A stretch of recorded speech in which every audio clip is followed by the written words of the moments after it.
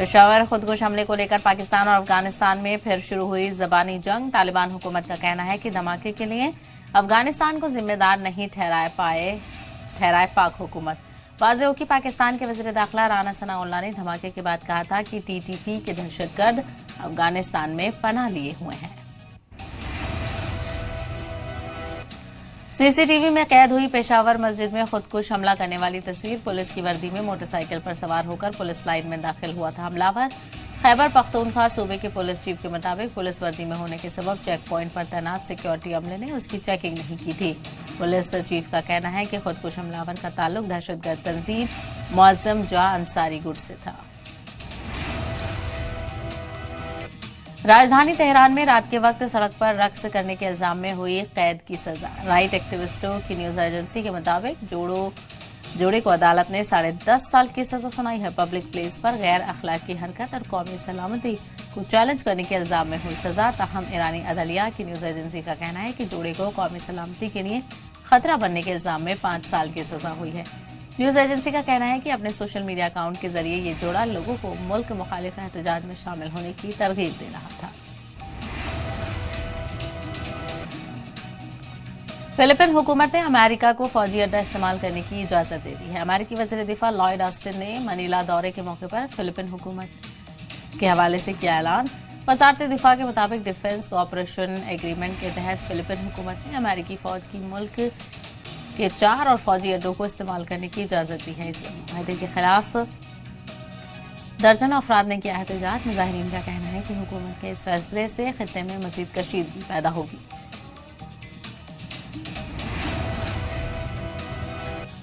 Myanmar में emergency की मुद्दत में तोसी का सरकारी तौर पर किया गया ऐलान। कारगुजार सदर ने आला फौजी क़यादत की मीटिंग के दौरान इमरजेंसी की मुद्दत में 6 माह की तोसी का किया ऐलान। इमरजेंसी में तोसी के बावजूद फौजी क़यादत ने मुल्क में आम इंतखाबात कराने का यकीन दिलाया, लेकिन इससे किसी तारीख का तयन नहीं किया गया है। बता दें कि इमरजेंसी की हालत में मुल्क में आम इंतखाबात नहीं हो सकेंगे।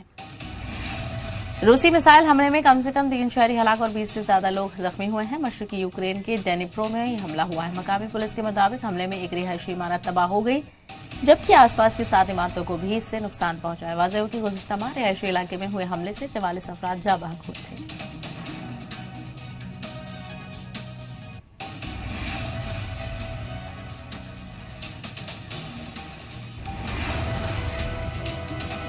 बर्तानिया में ट्रेडिंग सॉफ्टवेयर कंपनी पर हुआ साइबर अटैक। साइबर हमले से स्टॉक मार्केट में कारोबारियां सरगर्मियां हुई मुतासर। साइबर हमले के लिए रूस को माना जा रहा है जिम्मेदार। एक रिपोर्ट के मुताबिक गुज़िश्ता 1 साल के दौरान बर्तानिया में साइबर अटैक के वाकयात में 77% का इजाफा हुआ है।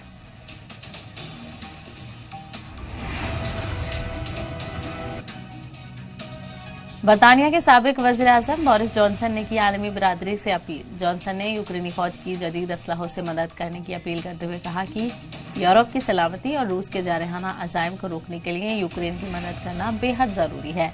वाज़ेह हो कि जुमे को कीव में EU और यूक्रेन की अहम समिट होने वाली है।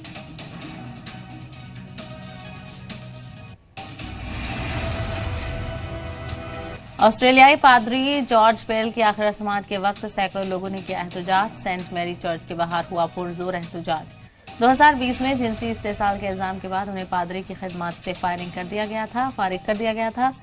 इस इल्जाम में उन्हें 13 माह कैद की सजा भी हुई थी। बता दें कि गुज़िश्ता माह रोम में इंतकाल हुआ था। 81 साला जॉर्ज पेल दिल के आर्जे में मुब्तला थे।